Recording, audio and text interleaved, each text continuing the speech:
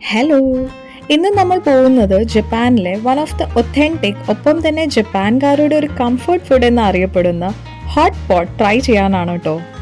ആദ്യം തന്നെ കയറി ചെല്ലുമ്പോൾ അവിടുത്തെ ഫുഡ് മെനുവിൻ്റെ കുറച്ച് കാര്യങ്ങളും പിന്നെ കുറച്ച് ഇൻസ്ട്രക്ഷൻസും അവർ ഞങ്ങൾക്ക് പറഞ്ഞു തന്ന് പിന്നെ സീറ്റിലേക്ക് വന്നിരുന്നതിന് ശേഷം വെയിറ്റർ അല്ലാട്ടോ നമുക്ക് സീറ്റിൽ ടാപ്പ് പ്രൊവൈഡഡ് ആയിരിക്കും. അതിൽ വേണം നമുക്ക് വേണ്ട ഫുഡ് ഓർഡർ ചെയ്യാൻ.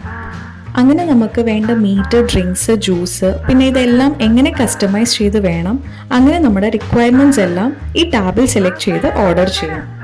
ഹോട്ട് പോട്ടിന് നാബെ എന്നും പറയൂട്ടോ. അതെന്താണെന്ന് വെച്ചാൽ ടേബിളിൻ്റെ മുകളിൽ ഒരു പോർട്ടബിൾ സ്റ്റൗവോ ഇൻഡക്ഷനോ ഉണ്ടാവും, അതിൻ്റെ മേലെ ഒരു പോട്ട് ഉണ്ടാവും. ആ പോട്ട് ചൂടാക്കാൻ വെച്ച് അതിലേക്ക് ഒരു സൂപ്പ് പോലെ ഒന്ന്, അത് എന്തിൻ്റെ ആണെന്ന് അറിയില്ല, അത് ഒഴിക്കും. സൂപ്പ് ചൂടായതിനു ശേഷം അതിലേക്ക് നമുക്ക് ഇഷ്ടമുള്ള മീറ്റ്, ചിക്കൻ, ബീഫ്, പോർക്ക്, അങ്ങനെ ഇഷ്ടമുള്ള നമ്മൾ ഓർഡർ ചെയ്ത മീറ്റ്, അതിൻ്റെ ഒപ്പം തന്നെ പല ടൈപ്പ് പച്ചക്കറികൾ, കാബേജ്, മഷ്റൂം, പിന്നെ ടോഫു ഇടാം.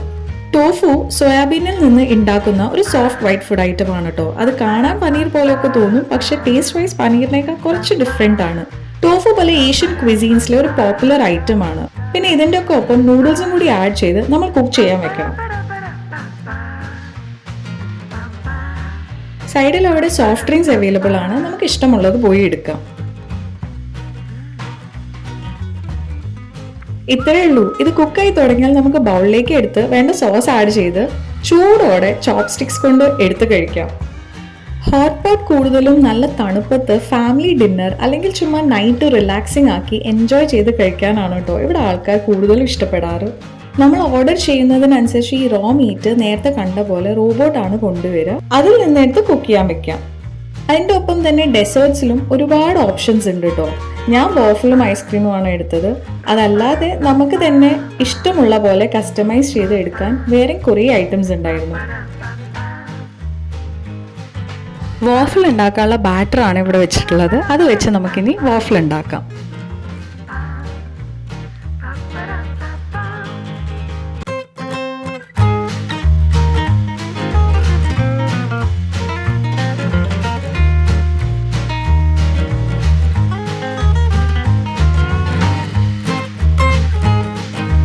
പിന്നെ ചോക്ലേറ്റും ബ്ലൂബെറി സിറപ്പും ഒഴിച്ച് കുറച്ച് ചോക്കോ ചിപ്സ്, റീസൻസ് ഒക്കെ ഇട്ട് അതെല്ലാം കഴിച്ച് ഒരു അടിപൊളി ജാപ്പനീസ് ഹോട്ട് പോട്ട് എക്സ്പീരിയൻസ് ആയിരുന്നു കേട്ടോ.